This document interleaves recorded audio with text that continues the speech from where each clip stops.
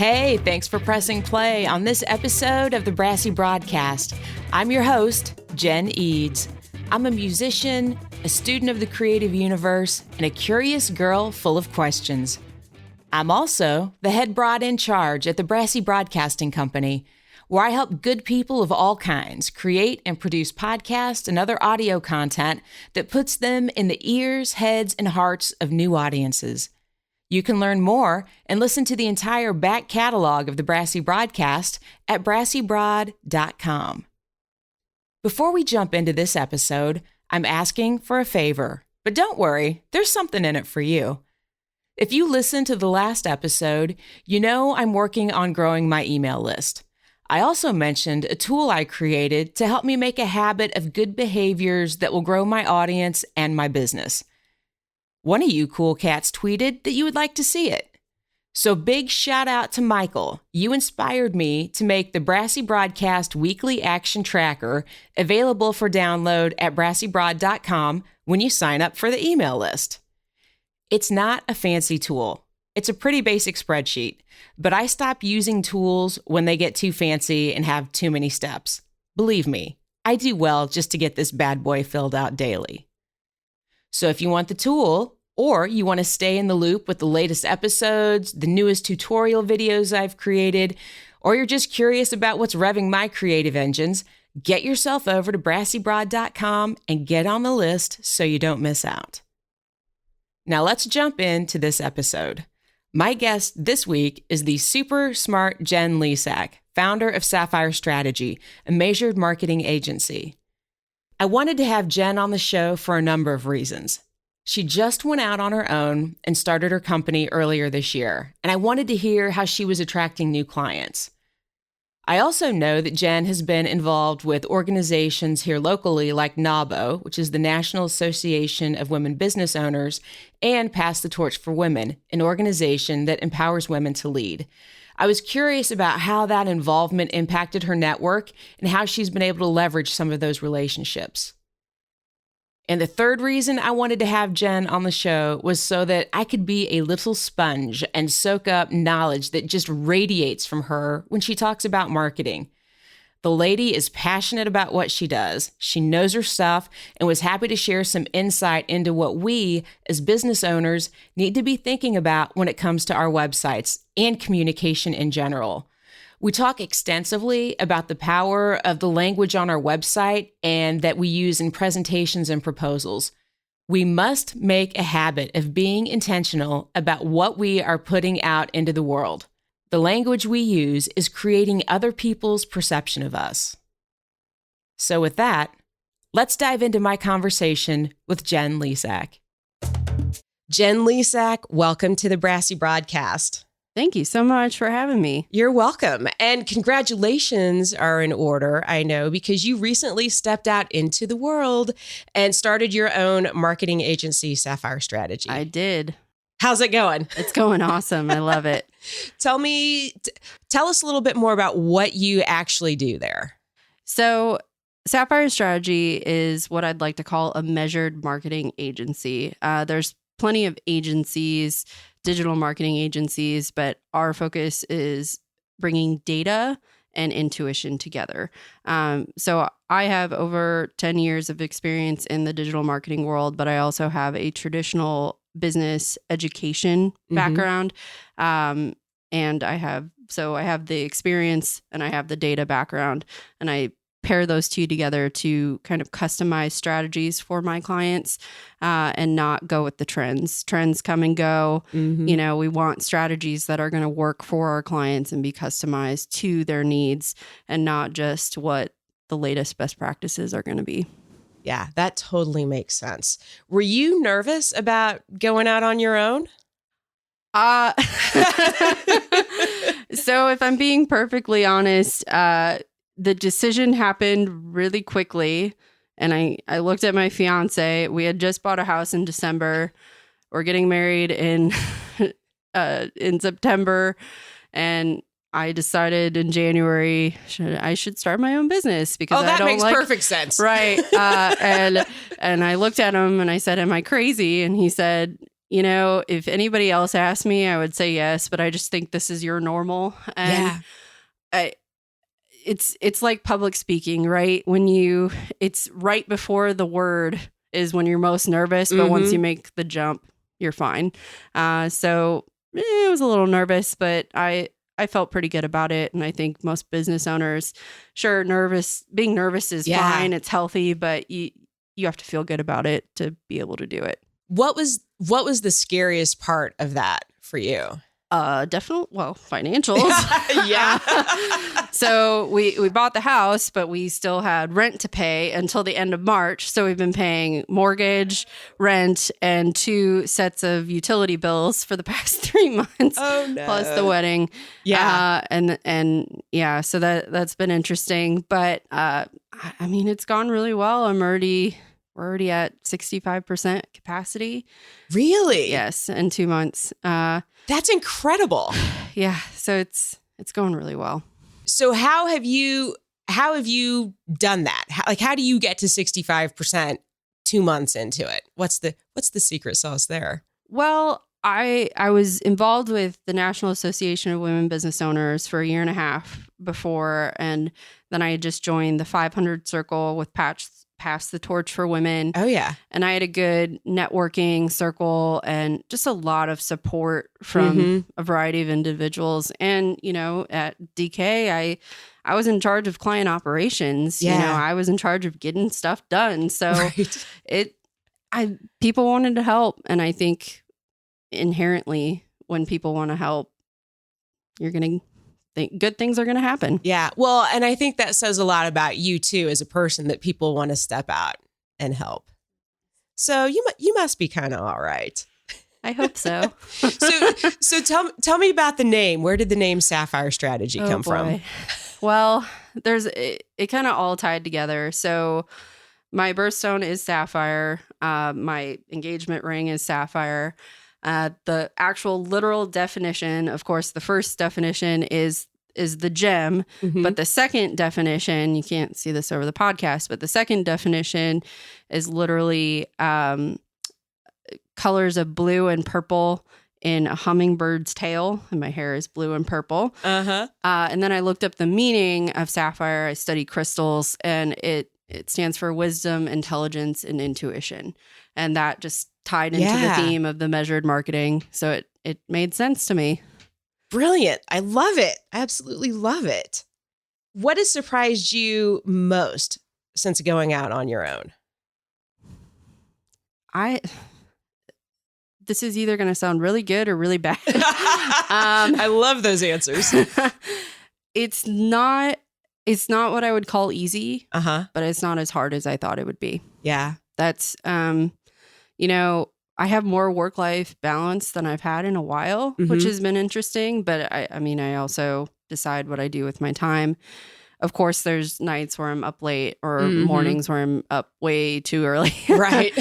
But I just feel better. I feel good. I feel, I don't know how to describe it. It's just not as hard as I thought it would be. But again, it's only been 2 months and I'm at 65% capacity. So I have to keep that into context. So let's talk about your community involvement then a little more, since that seems to have had an impact. So you talked about NAWBO and Pass the Torch for Women. For you getting out and being involved in organizations like that, how has that impacted you? You would be, well, specifically from the women's side, we talk about how women can be catty sometimes or judgmental. And I just have not, of course, I've experienced that in my life. But from the professional side, especially over the past 2 years, I was shocked the amount of things that these women are comfortable sharing with me and what they want to help me with. Like, okay, don't do this. I did this and it turned out really badly at the start of my business, or go bank with this bank versus this bank because of this reason. They were not afraid to be vulnerable and tell me about their failures, which was very comforting. Sure. So from being a woman side and a young woman side, that was very comforting for me. But from the community side, I mean, I always want to give back to the younger women, especially with the 500 circle and pass the torch. I start mentoring someone in April or this month. I'm excited about that. Yeah. And I just, you got to give back to pay it forward. So I love that. Absolutely. Yeah, I love that.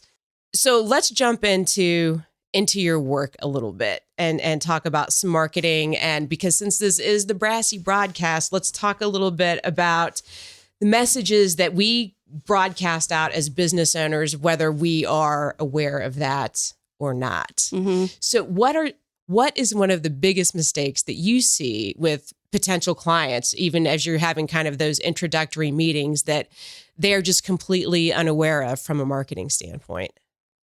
Again, I think it goes back to trends, best practices. Of course, there's best practices and that we need to follow. Mm-hmm. But trends are not always the answer. I focus a lot on social psychology, specifically in relation to content marketing. What types of decision makers are you dealing with? Are you dealing with higher level executives who are focused on ROI and profit margins? Or are you dealing with mid-level engineers who are focused on, okay, the accuracy and the math needs to be on point, and those messages are very different, and the types of content that you need to create are very, very different. So, podcasting is a perfect example, right? It's growing in exposure and as a popular content medium, but the types of messages that we're pushing across that medium could be totally different depending on the target audience and the clientele. So where do you see podcasting fitting into a content marketing strategy? I see it fitting in a variety of ways, honestly. So the distribution, it's interesting. The distribution of the types of learners, 65% of people are visual learners, 30% are auditory, and 5% are kinesthetic, which is learned by doing. 30% auditory, that's still huge. It's not surprising that 65% are visual, but think about how much time we spend in the car, in the train, on the bus, whatever it might be, in an Uber. That auditory piece, people want to hear, they want to listen to what you have to say. So, and it's going to mean more than trying to read. We talk about, I want to read more. I haven't read. We read all day long. I think about how many blogs I read a day, how much research I do.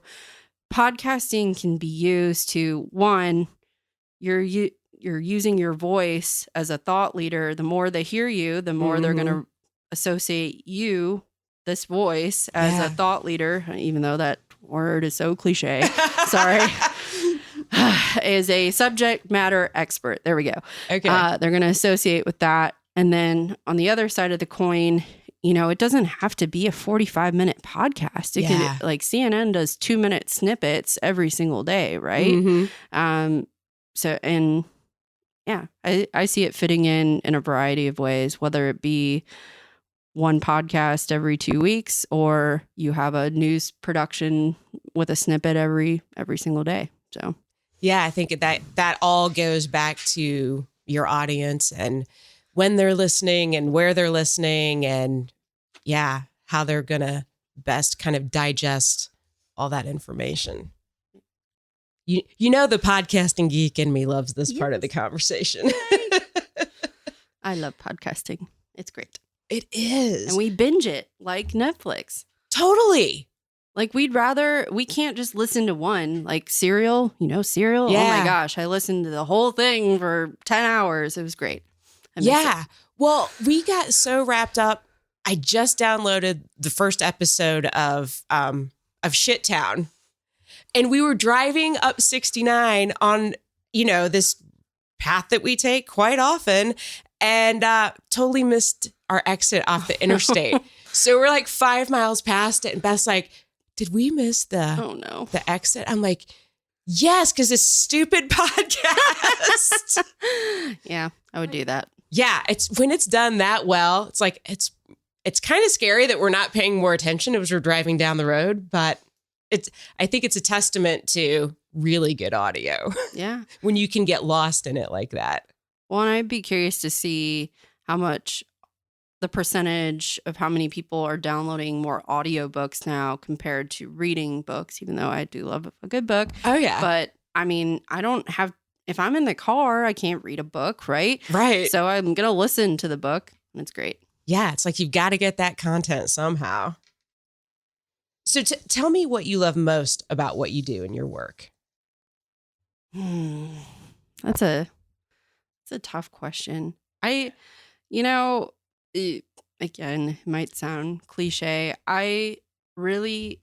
So we tell people that we can come in and work as either, an outsourced CMO or an extension of the team. But I always love when we work as an extension of the team because it's not, well, one, I really want to be a partner with the client. I don't want to feel it.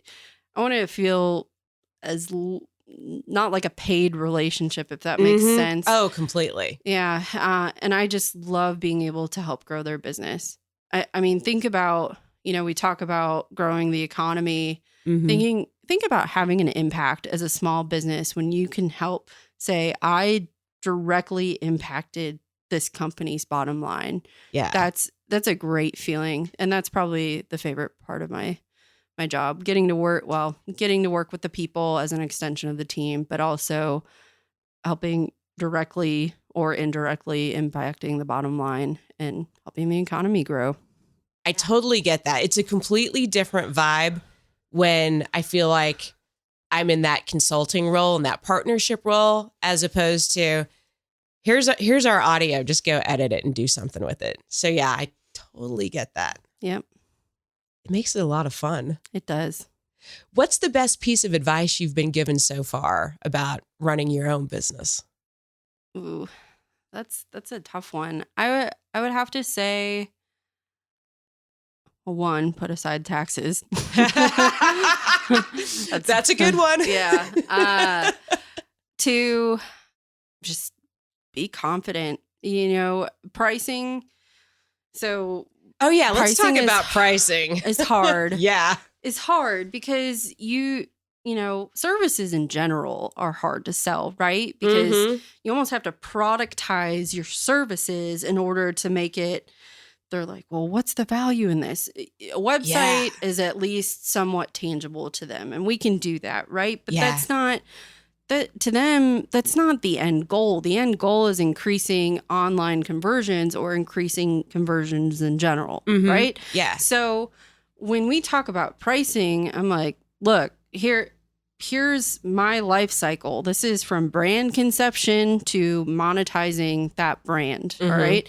And every piece in between, there's 10 steps, but every piece has a purpose. And you can't just say, well, I want step 7, 8, and 9 if you haven't, accomplished step 3, 4, and 5. Yeah. And getting people to understand that and want to pay for it.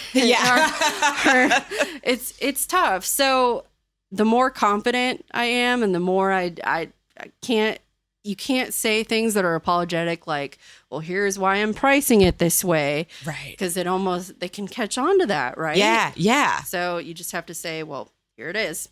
It is what it is. Yeah. So I think maybe as women, sometimes we are challenged with, we don't want to feel braggy. But at the same time, it's like, no, we're totally worth this. And you need to be paying this money because you're going to be super happy and you'll regret it if you don't. Yeah. It all comes back to the numbers. If I come to the table with numbers, nobody questions that. If we stick with adjectives, it seems like that line is questioned a little bit more. That's interesting. I never thought about it that way. Yeah. So I always come back with numbers. Here's a case study. Here's an example. And it's never questioned. But you can almost tell in the body language if you use certain adjectives or what I call emotional words. So what are those adjectives and emotional words that we should stay away from if we are talking services and pricing? Well, I mean, the typical like exceptional, platinum, all those buzzwordy things. But, so it's interesting. So types of learners, you can also tell what type of learners people are by what they say. Like I say, I feel this a lot, which implies that I'm a visual learner or I see, I feel. It's visual. When other people say, I hear you're saying this, that implies auditory. But women, a lot of times when we say I feel, it automatically tells, okay, emotional. We need to say things like, I know I can provide this. It's very to the point, those action words instead of the soft words like you're going to feel great after this, or it has to come back to you're going to see 200% ROI after this. Kind of the results driven, action driven type of language. That's really interesting. Like I never in a million years would have thought about that. That's why I love this podcast, because I learn so much every time I have a conversation. I'm like, oh yeah, that totally makes sense now. Imagine how much we could learn if we could do this all day, every day. I know. Or if I could just binge listen for 4 or 5 hours and then, go talk to clients and then go, make some more podcasts. That would be like the best day ever. The dream. That's the dream. Exactly. So what big goals and aspirations do you have at this point for the business? Somebody asked me the other day, how many employees do you want? How big do you want the business to get? And I don't really know how to answer that question, because I don't really want to be in a big agency. I think I just want to be for a while and figure that out. One thing I do want to do, and beggars can't be choosers, but I also feel like I've had a really good lead pool as well. I want to be very specific about the people I work with. We've all had horror stories in terms of who we've worked with, but I want to identify that really quickly and find those people. And, I know some engagements aren't going to be long-term. They're going to be short-term, and that's fine. But the long-term engagements, I want to keep those at the forefront and just build on those relationships.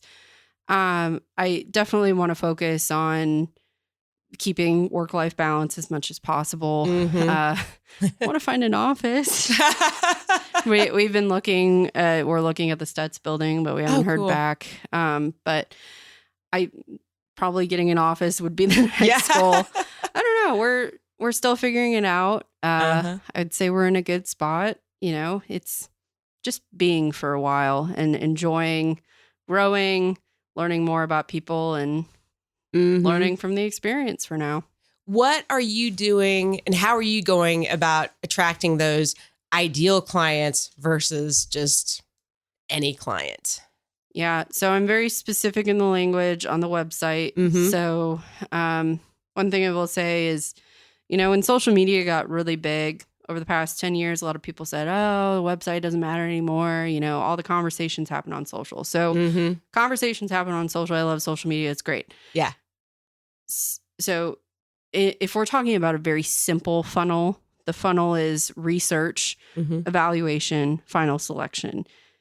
Research, most of that is done online now. And your website is the first place they're going to go. Yeah. And if you don't have accurate or up-to-date information, one, you're going to attract the wrong type of people. Two, if it's not mobile optimized, they're just going to go and find somebody else. Yeah. And three, they're going to have a perception about you based on what it looks like, what it says, and who's on there.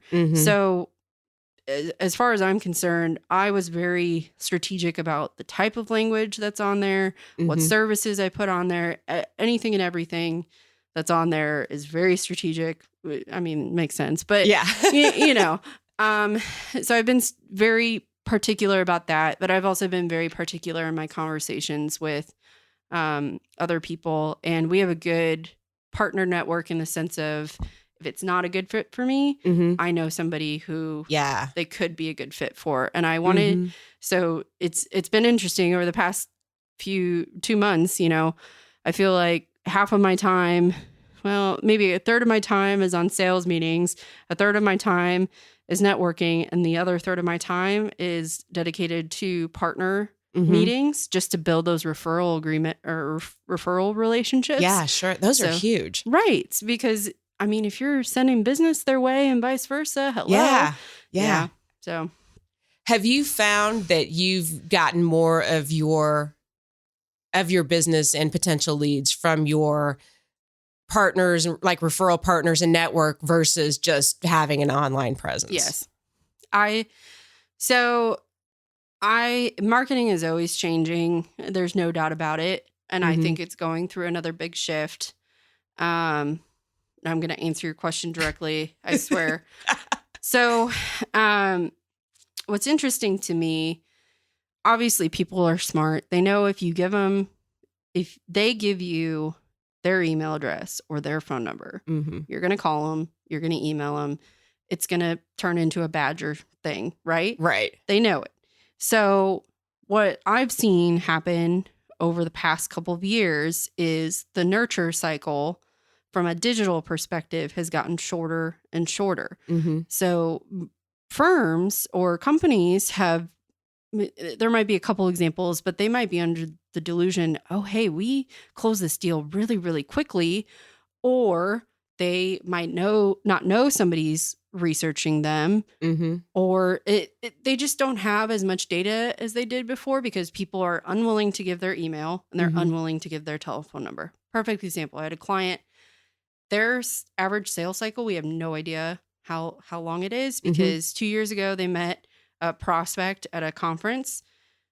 2 years later, the prospect requested a demo and signed in a week. Oh, wow. So how long was that nurture process really? Because they met the prospect 2 years ago, but really, when did they start researching? So that nurture process is getting shorter and shorter digitally because people don't want to give you their information. So whenever somebody says to me, and this is where I'm going to answer your question, I swear. Whenever somebody says to me, why should I have a website? Why should I have social media? It doesn't matter. All my referrals come from word of mouth. I say, yes, while I believe that, totally believe that, gets back to this website argument. Website is not just a brochure. That research phase, I guarantee you 70% of that research phase is done online. And if you do not have accurate, up-to-date, optimized presence online, you are going to be ruled out before you hit the evaluation phase. So even if it's become more of a support channel, doesn't matter. Right. It still has to be up to date and there. And even if people don't join the conversation on social, they're still evaluating those conversations on social. Right. What makes a good website, or at least a good first impression as somebody's out doing that research that you don't know that they're doing? So I think it was HubSpot. That did the study. This is a couple years ago, but I'm sure the data is pretty consistent now. You have to create the conversion paths. What I mean by this is you have to tell people what to do. People don't want to figure out what to do. They want to just find what they want to find and be done. So when you get to a website, it's a simple message with a simple call to action right away. And then there underneath, there might be some of the more detailed information. But if you have 3 different target personas, like 3 different, people you're trying to attract, you have 3 primary call to actions for those people, and they should be able to access those from the homepage and guide them through those conversion paths to whatever you want them to do. Like, you have to determine those paths up front while you're building that website, and that will ensure, well, it won't ensure, but it's more likely that you're going to be able to get their information that way. The other thing that's interesting is HubSpot said the bigger the button, the more likely to convert or click.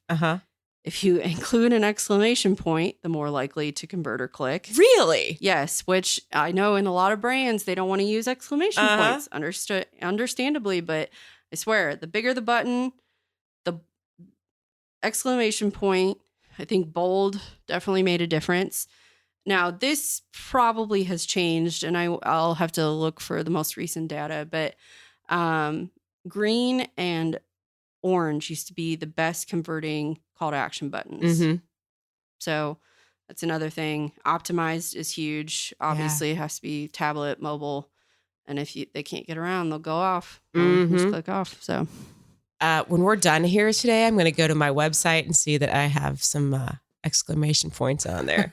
And I do know I have some orange buttons though. So that's good. So I'm feeling pretty good about that right now. Yeah. Thank you for all this fabulous information and all of those things that I never just would not have occurred to me. Well, thank you for having me. So where can people stay up to date with what you have going on and get in touch with you and see all this magical work that you're doing? Yeah. So Facebook, Sapphire Strategy, LLC. The website, sapphirestrategy.com. We also have Twitter, LinkedIn, etc. Facebook or the website would probably be the best bet for now. All right. Jenn, thank you so much for being on the Brassy broadcast. Before I get into my big takeaways for this episode, I have to share something with you. Because we're kind of sort of friends, right? Like in some weird cosmic podcasting way, because that's just the magic of podcasting. I show up in your mobile device of choice, and here we are, hanging out for a little while. As a musician, I found that inspiration and song ideas will often come knocking about 3 or 4 a.m., and I totally welcome them. Tonight was different. Tonight I woke up to the bolt of panic of OMG. I uploaded my episode to Libsyn and scheduled it to release at 5 a.m., but I didn't record the outro. So here I sit at 3:25 a.m., writing and recording my outro and replacing the file I uploaded yesterday and had already scheduled to release this morning. I suppose I could have left it, but I just couldn't let it go. Yesterday, while I was putting this episode together, a little chaos erupted. The water main across the street from our house busted. It was spewing like Old Faithful. The road was starting to buckle, and you could see little chunks of the street starting to break loose. I got distracted. It happens. Fortunately, the nagging little perfectionist voice in my head said, "Hey, you didn't record your takeaways for the episode." So after this extended intro to my outro, here they are. Know your audience and be super intentional about the language that you're using to communicate with them. Do not say things that are apologetic to justify your pricing. Use results and action-driven language. And finally, tell people what to do when they get to your website. Make it easy for them. What were your big takeaways? Tweet me at BrassyBroadJenn and let me know how you're putting them to use. Thanks for listening. Now get out in the world and do some good.